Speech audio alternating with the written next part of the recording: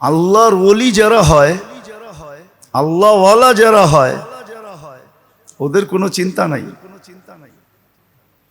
ওদের দুনিয়ার টেনশনে, কি বলে এটাকে, দুনিয়ার টেনশন করলে যেরকম উত্তেজিত হয়, রক্তের চাপ বাড়ে, ব্রেনের চাপ বাড়ে, হার্টের চাপ বাড়ে। যারা আসলে সঠিক জিনিস শিখে, যেটা বলতেছিলাম, সঠিকটা যদি দিলে ঢুকা যায়, বসা যায়, এটার দ্বারা একটা চাপ, উত্তেজনা সৃষ্টি হবে। কিন্তু এই উত্তেজনায় শরীরের ক্ষতি হবে না, দেহের কোনো ক্ষতি হবে না, দুনিয়ার কোনো জিনিসেরই ক্ষতি হবে না। এই জন্য আজকে একটু অন্যভাবে আপনাদেরকে ভাবাইতে চাইতেছি যে আমরা তো বাহিরের শত্রুর ব্যাপারে বড় সতর্ক থাকি। বরং এটা পর্যন্ত হয়, কেউ বেকা তাকাইলে পর্যন্ত ভাবে এই লোকটা আমার দিকে এরকম বেকা তাকাইলো কেন। বেকা তাকানো বোঝেন? তখন ভাবে এই লোকটা আমার দিকে এরকম বেকা করে তাকাইলো কেন। কোনো খারাপ মতলব তো না। অনেক সময় দেখা যায় গলির মাথায় কেউ দাঁড়ায় আছে অবেলা, আর আপনি ঢুকতেছেন, তখনও মনে আসে এত রাত্রে এখানে দাঁড়ায় কি করে। আবার ঠেক দেওয়ার চিন্তা করতেছ না তো, যে আমি ঢুকমু আর আমারে ঠেক দিব, কি আসে না না আসে? তো বাহিরের শত্রুর ব্যাপারে তো আমরা সতর্ক, কিন্তু আমার ভিতরে যে আমার শত্রু বসা আছে এই ব্যাপারে না আমি সতর্ক, না আমি এটা ভাবি, না চিন্তা করি, না জানি, না শিখি, জানিও না শিখিও না। কিন্তু উচিত ছিল। বাহিরের শত্রু মানুষকে বেশি ক্ষতি করতে পারে না, সাময়িক ক্ষতি।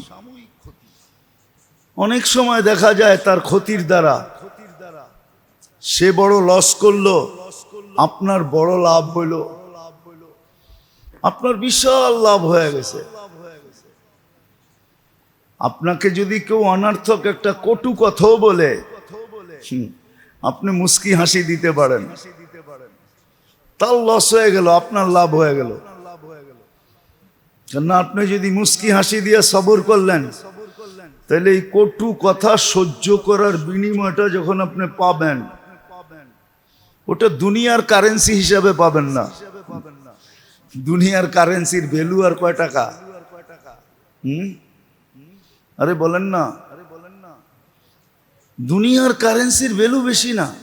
কয় টাকা ভ্যালু? কাগজই তো, ঠিক না?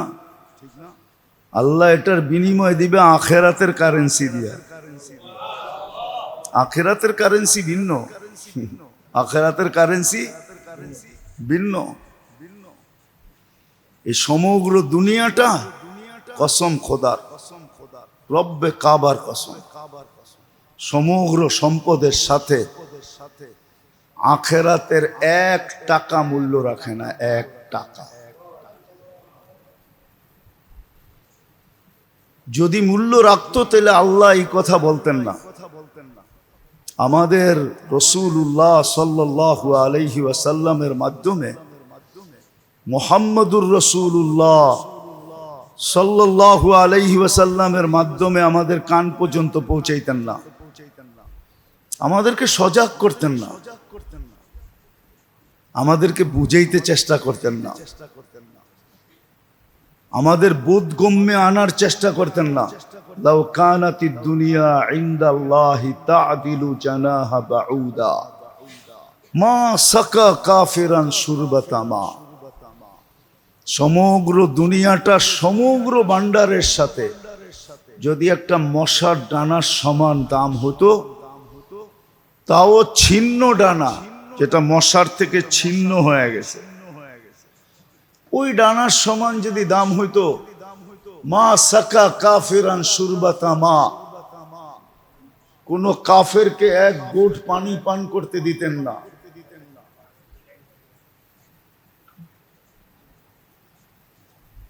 কোন কাফেরকে এক ঘোট পানি পান করতে দিতেন না।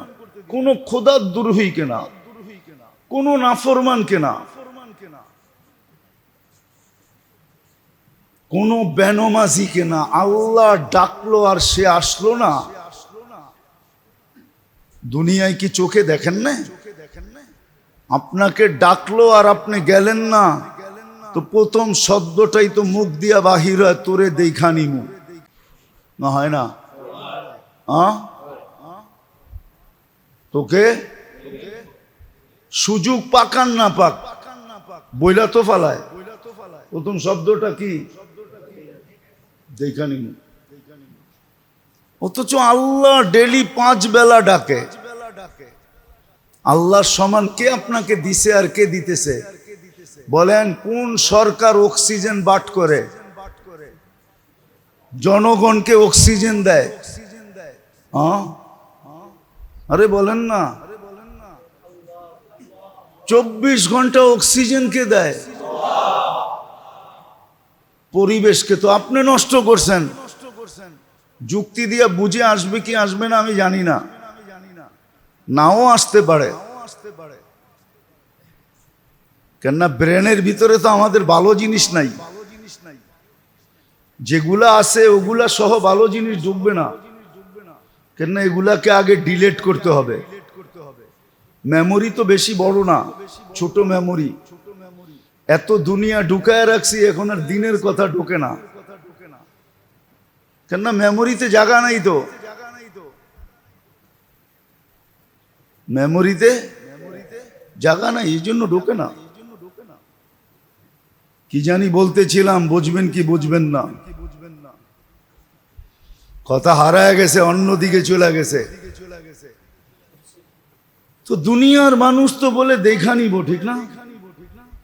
পরিবেশ তো আমরাই নষ্ট করি, ঠিক না? আজ থেকে তো না, আজ থেকে না, 15-20 বছর ধরে শুনে আসতেছি ঢাকা শহর বসবাসের অযোগ্য। বসবাস করেন না করেন না? অযোগ্য শহরে কেমনে করেন? আরে এখন দেখলে তো আরো ভালো মনে হয় অযোগ্য। সব রাস্তা কাটা। কি বৃষ্টির মধ্যে বোঝা যায় না বুড়িগঙ্গায় আসি না রাস্তায় আসি?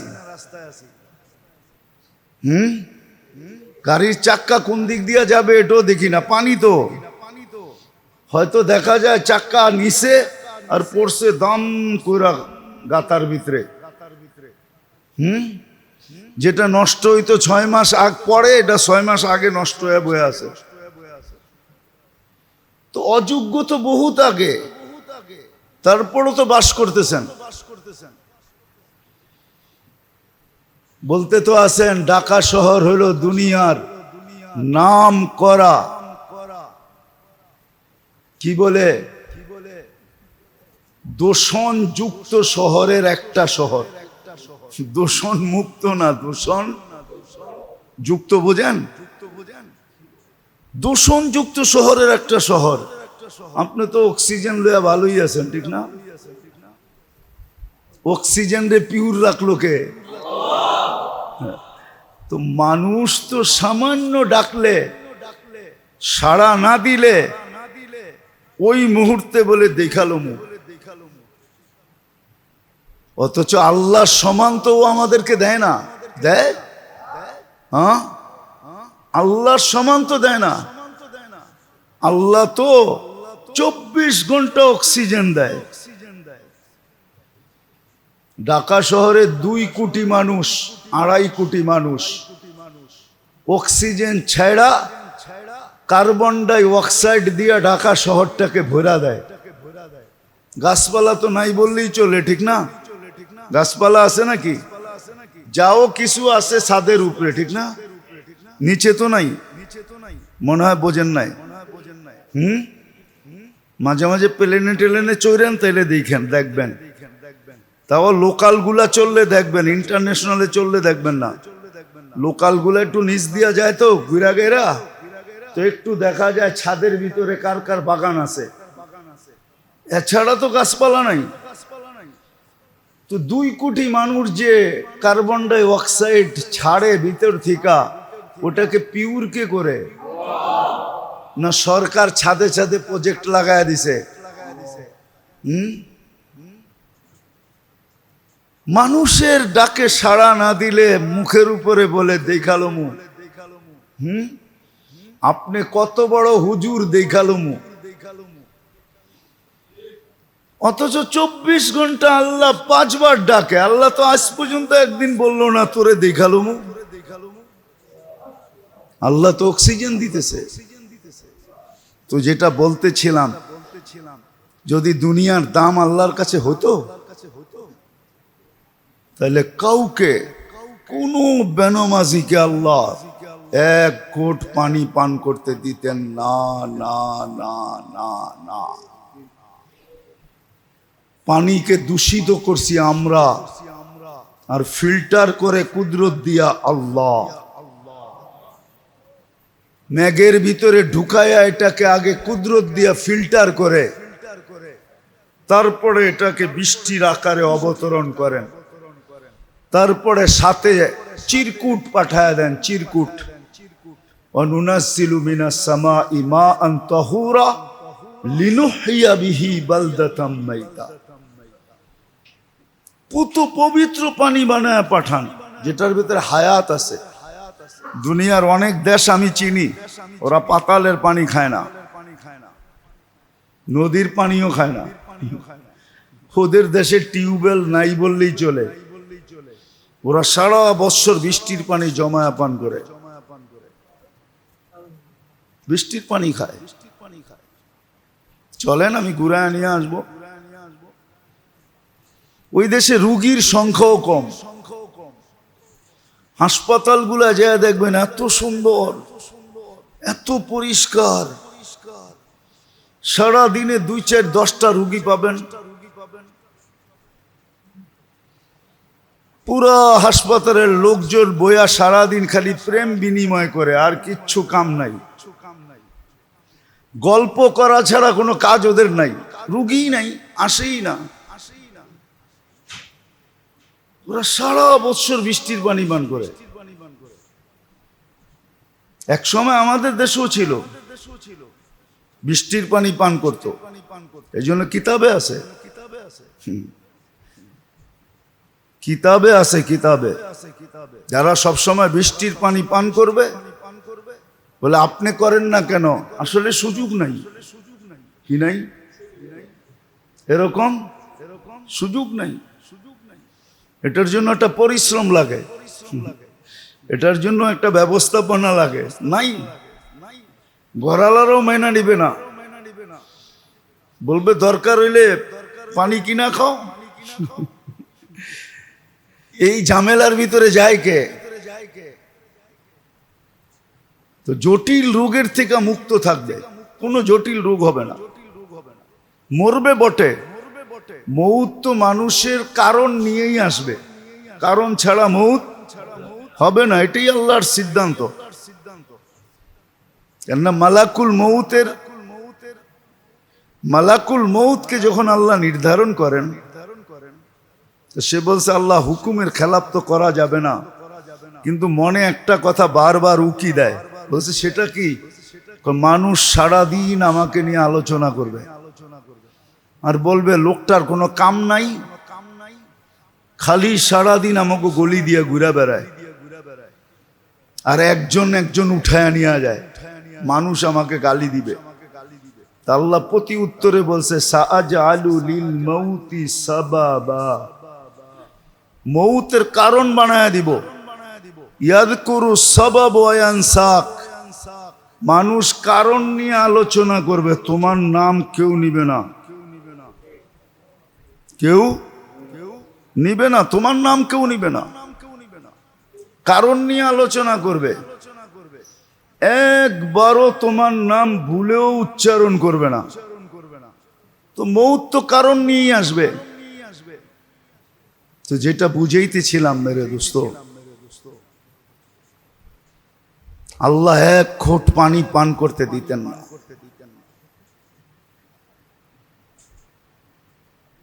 এই জন্যই বুঝা উচিত, বাবা উচিত, শিখা উচিত, চিন্তা করা উচিত, চর্চা করা উচিত, বরং আলোচনাও করা উচিত যে আমার বাহিরের দুশ্মনের চেয়ে আমার ভিতরের দুশ্মন হাজার কোটি গুণ বেশি বড়, ক্ষতিকর। কেননা বাহিরের দুশ্মন হতে পারে, আবারও বলতেছি, আমাকে শাহাদতের মালাও পড়াইতে পারে, কিন্তু ভিতরের দুশ্মন যেটা সবচেয়ে বড় হলো মন, আমার ভিতরের দুশ্মন, বিবেক আমার দুশ্মন, আমার ভিতরের বুদ্ধি আমার দুশ্মন। আবার বললাম, এটাও বললাম, যদি বিদ্যা সঠিক না হয় তাহলে বিদ্যাও আমার, বিদ্যা যদি সঠিক না হয়, আর বিদ্যা যদি সঠিক হয় তাহলে এই বিদ্যা দুশ্মন না, বরং এই বিদ্যার চেয়ে উত্তম কোনো বন্ধু নাই, এই বিদ্যার চেয়ে উত্তম কোনো বন্ধু নাই। আর এমন বন্ধু যে কখনো আপনার কাছ থেকে বিচ্ছেদ হবে না, দূরে যাবে না, দূরে যাবে না, বিচ্ছেদ হবে না, সদা সর্বদা আপনার সাথে থাকবে। আপনি কি মনে করেন হাফেজের কোরআন কি কবরে যাওয়ার পরে তার থেকে দূরে সরে যাবে? কিয়ামতের মাঠে, পুলসেরাতে, কোন জায়গায়, এমনকি জান্নাতে গেলেও তার থেকে বিচ্ছেদ ঘটবে না, বরং যেই জায়গায় যাবে ওই জায়গায় সে পুরস্কৃত হবে। সবাই একটা কথাই বলবে, যেমন আজকে কিছু লোক আছে দুনিয়ার হিসাবে যেখানেই যায় ওইখানেই মানুষ সেলফি তুলতে চায়, ওইখানেই মানুষ তার কাছ থেকে অটোগ্রাফ নিতে চায়, ঠিক না? ওইখানেই মানুষ তাকে ইজ্জত করে, ঠিক না? ওইখানেই মানুষ তাকে সম্মান দেখায়, ঠিক না? কোরআন আলাকেও এরকম, যার সিনার ভিতরে কোরআন আছে ও আখেরাতে যেই গাটিতেই যাবে ওর গায়ের ইউনিফর্মই ভিন্ন থাকবে। আমি ক্রিটিসাইজের জন্য বলতেছি না, বুঝানোর জন্য বলতেছি। দেখবেন আমাদের দেশে ছোট একটা টোকন পাওয়া যায়, যাদের কাছে আছে এরা সব সময় বুকের মধ্যে লাগায় রাখে, মনে হয় বোঝেন নাই কি? মুক্তিযোদ্ধা, ঠিক না? লাগায় রাখে না? যেখানেই যায় মানুষ টোকন দেখার লগ লগই কয়, আরে মুক্তিযোদ্ধা। ভালো চোখে না দেখা যদি বেকা চোখে দেখি তো খবর আছে।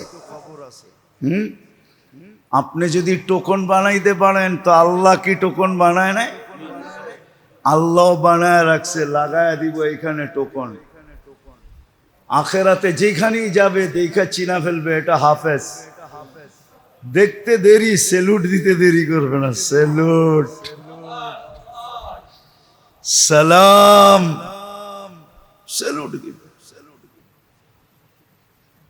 তো বিদ্যা যদি সঠিক হয় তো বিদ্যা আপনার দুশ্মন হবে না, বরং বিদ্যা আপনার থেকে কখনো বিচ্ছেদ ঘটবে না, সদা সর্বদা সঙ্গে থাকবে। শুধু শুধু চিল্লাইতেছি না, আর সব কিতাব দেখেও চিল্লাইতেছি না, দুনিয়া ঘুরা চিল্লাইতেছি। আসলাম তো সোমবারে, বিদায় তো নিয়ে গেছিলাম আপনাদের কাছ থেকে। সোমবারে আইসেই ওই দিনই আমার প্রোগ্রাম ছিল, সোমবারে টানা চলতেছে, এখনো চলতে থাকবে। আবার কোন দিন চলে যাই বলেই যাবো আপনাদের কাছে যদি সুযোগ পাই, আর যদি সুযোগ না হয় তো ফোন করে চলে যাব। কোরিয়া দেখা আসলাম, আবার কেন না উত্তর কোরিয়া গেছি, না দক্ষিণ কোরিয়া, হ্যাঁ উত্তরের বর্ডারে গেছি, কিন্তু ভিতরে যাওয়ার তো সুযোগ নাই।